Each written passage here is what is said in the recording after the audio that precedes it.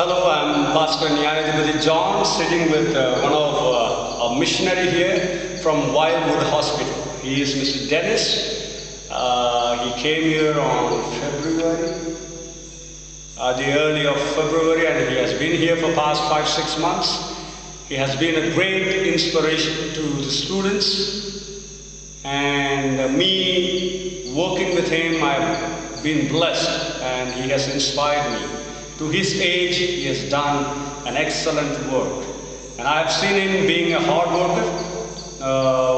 He loves teaching to the students, and every time I see him busy with something, and he has a missionary spirit.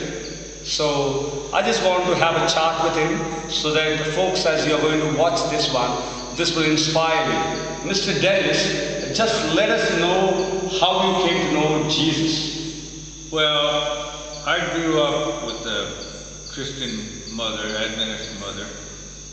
My father wasn't until later. I went to Monterey Bay Academy, and then I went to Pacific Union College. But I always had this idea of going in the Army, so I just walked away from the Lord when I joined the Army and became Special Forces medic. Went to Vietnam. I never prayed there because I thought I'd be a hypocrite. But the Lord let me know He's still watching over me. I got wounded, but a bunch of other guys at the same time got killed. And then later on, I was in Thailand on the border of Burma, doing classified operation, and through my Army radio came the Adventist radio program called The Voice of Prophecy. And I looked up in the trees, okay, God, tracked me down. And I started coming back.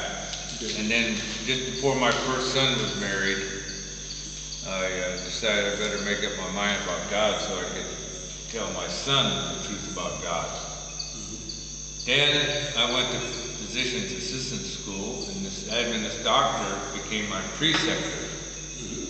And all of a sudden I started going back to church, and the pastor asked who wants to give their heart to the Lord. He already had a woman waiting to answer, and he didn't know who I was, but I stood up and got baptized after reading the Desire pages. Because to me the Sabbath was never a question, so I didn't even check out any other church. I just read Desire pages.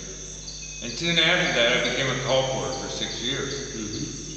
And then I worked as a physician's assistant in between being a call porter. And then my most powerful answer to prayer, I spent about a week fasting praying and asked God to send me back overseas. And I got to go to Somalia with a medical company.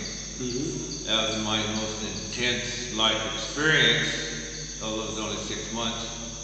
But from there I went to China, and I ended up staying in China for about 13 years. And I was in Russia for a couple of years, and then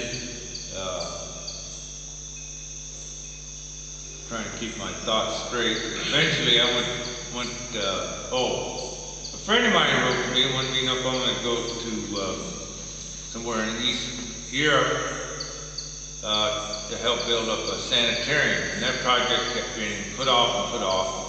So I gave up on it, got on the web and found the sanitarium up in Minnesota. And this lady, Jean Ware, she ran this beautiful building, but she never had a patient for a year, and she finally just had to shut the place down. It cost her too much.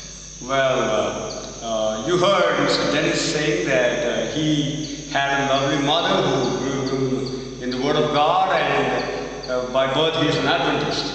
I always wanted to take care of my mother, but she died of a stroke when she was 72. All right, and he was serving the United States military, army, and he said, did you note it? He said he was not feeling good to be open, praying, and reading God's Word because of folks may joke around. But one day, the voice of prophecy, the word through the radio touched him, and that brought him back to the track, and now he is a missionary serving the Lord. Well, this is the first time Dennis is coming to India. Am I right? Right. Right. And what do you like in India? What do you like about India? Well, it's like China. There's so much different things, and billion people. It's just one of those countries you can never know everything about it. But well, one thing that you like about this nation, what do you like about India? I'm glad we have these schools of prophets here. Okay. And I'm glad I get to help these poor people here, even though I don't know the language. So I have to have a partner that knows the language. That's right. We have got schools of the prophets, that is Medical Missionary Training Center, and there are many more people who like to have this set up here and there, because everybody cannot go to Wildwood Hospital in the United States, but it's good to have centers in all parts of the country so that we can train people, because the Spirit of Prophecy says gospel work and medical missionary work cannot be separated. Well, this is the opening door. It opens doors. Because India has got high caste, low caste, and all types of people, and it's fast growing nation in all areas of life, and it's good that the Lord has sent Mr. Dennis. Well, what do you like about this campus, Jeeva jyothi, and what do you like among the students? Because it's a peaceful campus out in the countryside, because I was in Niagara Coil for several months, and it's not that big of a city, but it's still a noisy city, and I was stressed out down there with the Hindu temple having 4 great big speakers during their holiday for 10 days, from 5 in the morning to 11 at night, just blasting across the street to AG Hospital. And I'd lost my bank card, so I had no money to get out of there. I just stay, dump it out. But I thought this is a lesson what's going to be like during Jacob's time of trouble. People are going to be screaming at us, hating us, trying to kill us, so might as well get normal too. Well, that's good. You know, countryside is peaceful and there's no noise pollution, air pollution, water pollution, and you name it, all pollution in these days in the cities.